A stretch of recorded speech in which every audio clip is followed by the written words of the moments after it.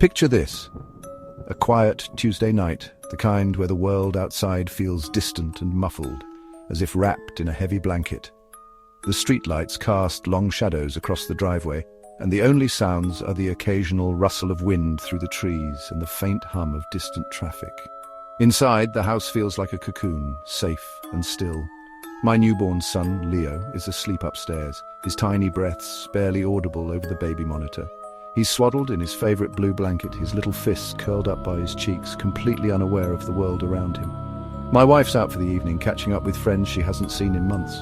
For the first time in what feels like ages, I'm alone in the house, finally able to stretch out on the couch and let my guard down. The TV flickers quietly in the background, but I'm barely paying attention, just enjoying the rare peace.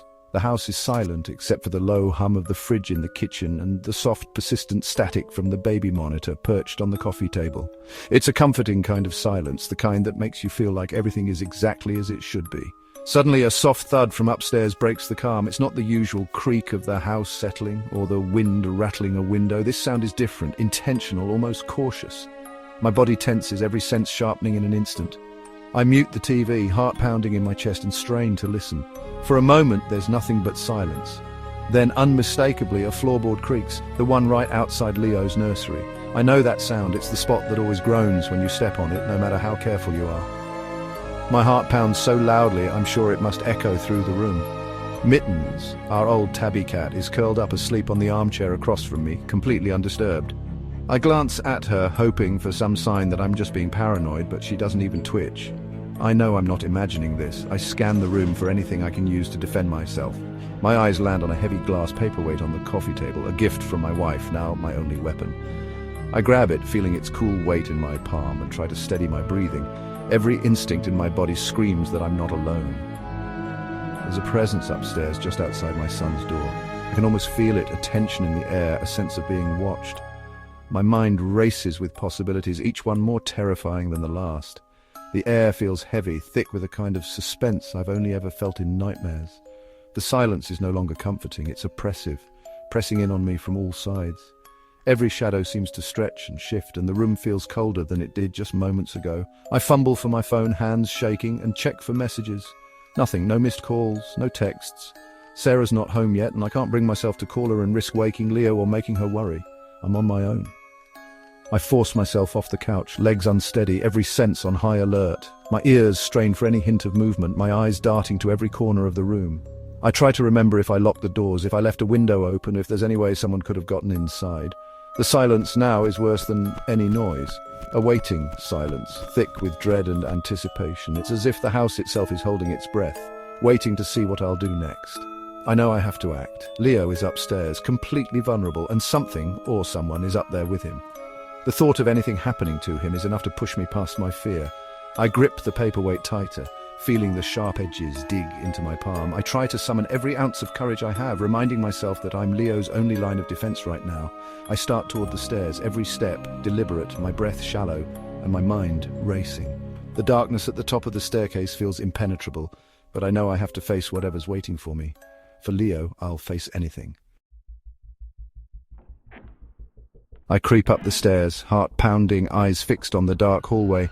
The only light is a sliver from Leo's nightlight, casting long shadows. Halfway up, I freeze. A shadow moves at the top of the stairs. It's not a trick of the light. It's a tall, slender shape, gliding across the hall, blocking the nursery's glow. I'm paralyzed. Someone is here. If I go up, I confront them. If I go down, I leave Leo unprotected. I'm trapped, caught between fear and duty. The silence stretches, and I know something has to break. I can't wait. Leo's all that matters. I rush the last steps, landing on the upstairs carpet. The shadow is gone, the hallway is empty, but Leo's nursery door is open a crack. I always close it. Someone opened that door. I creep down the hall, every nerve on fire. The silence from the nursery is terrifying. Leo's a light sleeper, but he's silent. I press my ear to the door, nothing but the sound machine's lullaby. I can't wait. I raise the paperweight and push the door open. The room is dim, and I brace for the worst. I step inside, heart in my throat. Leo's in his crib, sleeping peacefully. Relief floods me, washing away the tension that's been building all evening. For a moment, the world feels safe again, and I let myself believe that everything is normal. The gentle rise and fall of his tiny chest is the only thing I want to see right now. The room is empty, no one in the chair, closet, or under the crib. I check every shadow, every corner, searching for any sign of what unsettled me earlier. The nursery is just as it should be, quiet, still, and undisturbed. I try to convince myself that the fear was just my imagination running wild. Was it all in my head? I close the door, shaken, and head downstairs, my heart still pounding in my chest. Each step feels heavy, as if the weight of my anxiety is pressing down on me. I replay the night's events, trying to rationalize the unease that lingers in the back of my mind. I settle onto the couch, hands trembling slightly, and try to distract myself, but my eyes keep drifting back to the baby monitor, its soft glow a constant reminder of my responsibility and my fear. I toss the paperweight aside and glance at the baby monitor, hoping for reassurance. The screen flickers softly, showing Leo's peaceful form. For a second, I almost laugh at myself for being so paranoid. Leo's still sleeping, but then I see it, a figure in the monitor's corner. My breath catches. The shape is unmistakable, dark and out of place, looming where there should be nothing but empty space. A tall, slender man stands by the rocking chair, staring at the crib. His presence is chilling, his posture rigid and unnatural. He doesn't move, doesn't blink, just watches, silent and menacing. He was there the whole time, hidden from my view but visible to the camera. Somehow, he escaped my notice, lurking just beyond the reach of my senses. The realization sends a fresh wave of terror through me.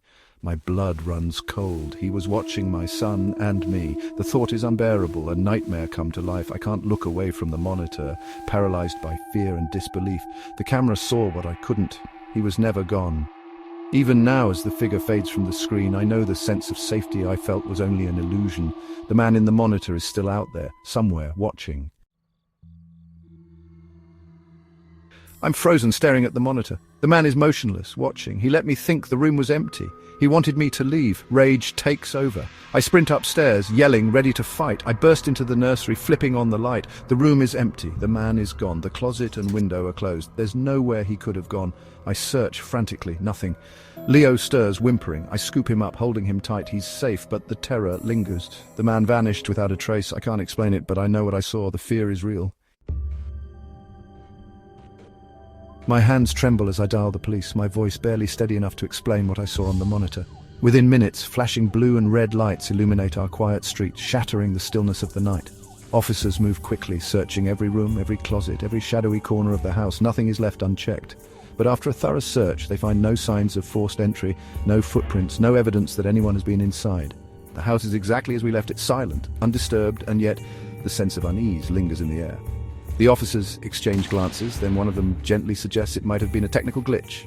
Maybe the monitor picked up interference, or maybe my tired mind played tricks on me. They try to reassure me, but their words do little to calm my nerves. I know what I saw. The image of that tall, shadowy figure is burned into my memory. When Sarah finally comes home, her face is pale and her hands shake as she clutches mine. We sit together, whispering about what happened, both of us too frightened to be alone. That night, sleep is impossible. Every creak and groan of the house makes us jump. We lie awake, listening, waiting, hoping that the morning will bring answers, or at least a sense of safety. The next day, we take no chances. We install new security cameras, upgrade the locks, and set up a brand new baby monitor with encrypted signals.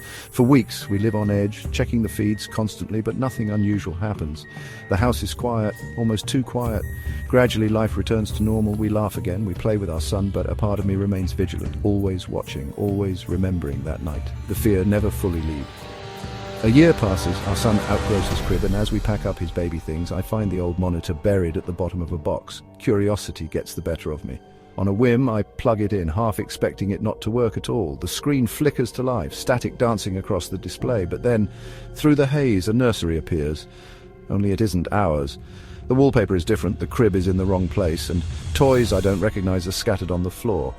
In the far corner, the same tall, shadowy man stands, unmoving, watching over a crib that doesn't belong to us. My heart pounds in my chest and a chill runs down my spine. Suddenly it all makes sense. The monitor must have picked up a cross signal from another house nearby, showing someone else's nursery, someone else's nightmare. All this time I wasn't watching my own son. I was witnessing a moment from another family's life, a moment that was never meant for my eyes. The man, the fear, the mystery, it was never in my house. It was in theirs. Someone else's story, accidentally revealed to me. If this story sent shivers down your spine, don't forget to like and subscribe for more chilling tales. Thank you for watching, and remember, sometimes the scariest things are the ones we were never meant to see.